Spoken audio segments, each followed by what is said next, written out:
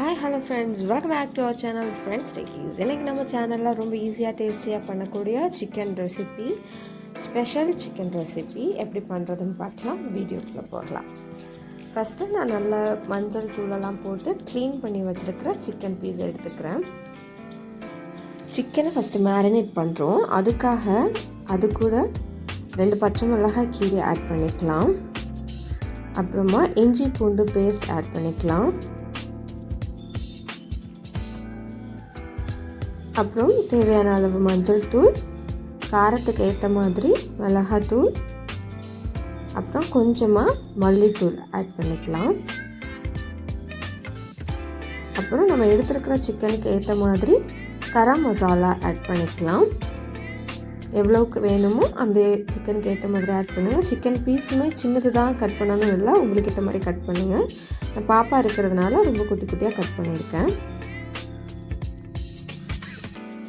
தேவையான அளவு உப்பு ஆட் பண்ணிக்கலாம்.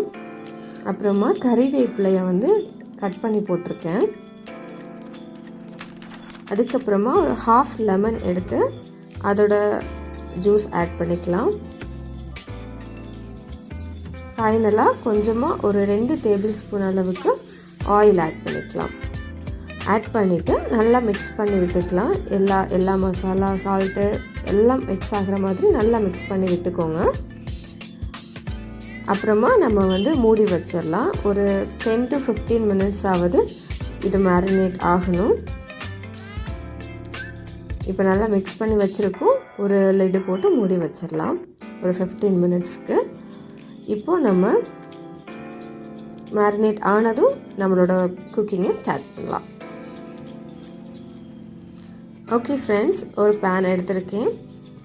அதில் தேவையான அளவுக்கு ஆயில் ஆட் பண்ணிக்கலாம். ஆயில் நல்லா காஞ்சதுக்கப்புறமா அதில் 10 பல் பூண்டு ஆட் பண்ணியிருக்கேன். பூண்டை நடுவில் கீறி இருக்கேன். அது கூடவே ஒரு 2 ஆனியன் கட் பண்ணதை ஆட் பண்ணிக்கிறேன். நமக்கு இந்த ஆனியன் நல்லா டீப் ஃப்ரை ஆகணும், ப்ரௌன் கலர் வரணும். அந்த அளவுக்கு நல்லா மிக்ஸ் பண்ணி விட்டுக்கோங்க. ஆயிலே நல்லா குக் ஆகட்டும்.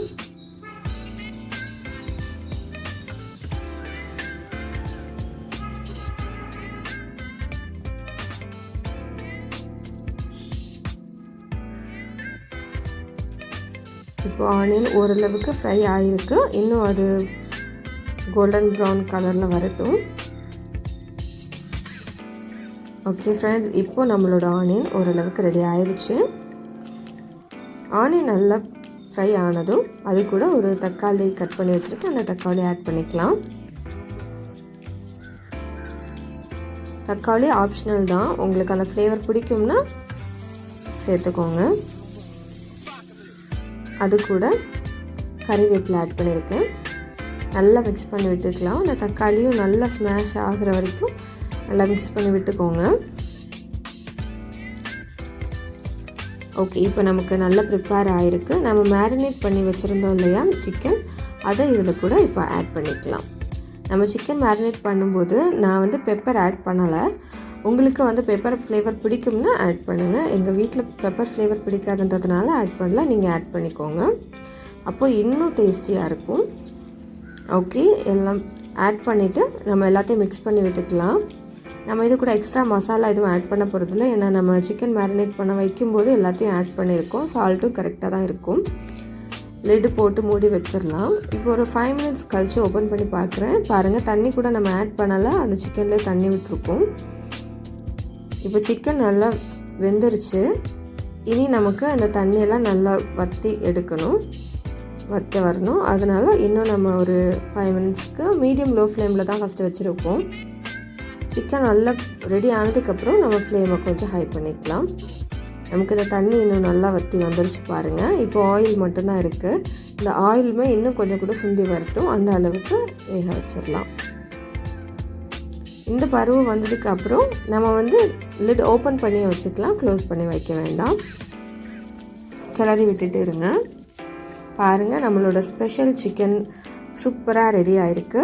இது நம்ம ரைஸ் கூட சாப்பிட்லாம், பரோட்டா கூட செம்ம காம்பினேஷனாக இருக்கும், தோசை கூட சாப்பிட்லாம். நீங்களும் இந்த ரெசிபி உங்கள் வீட்டில் ட்ரை பண்ணுங்கள். உங்களோட ரெசிபி எப்படி வந்துச்சுன்னு கமெண்டில் எங்களுக்கு தெரியப்படுத்துங்க. தேங்க்யூ ஃபார் வாட்சிங்.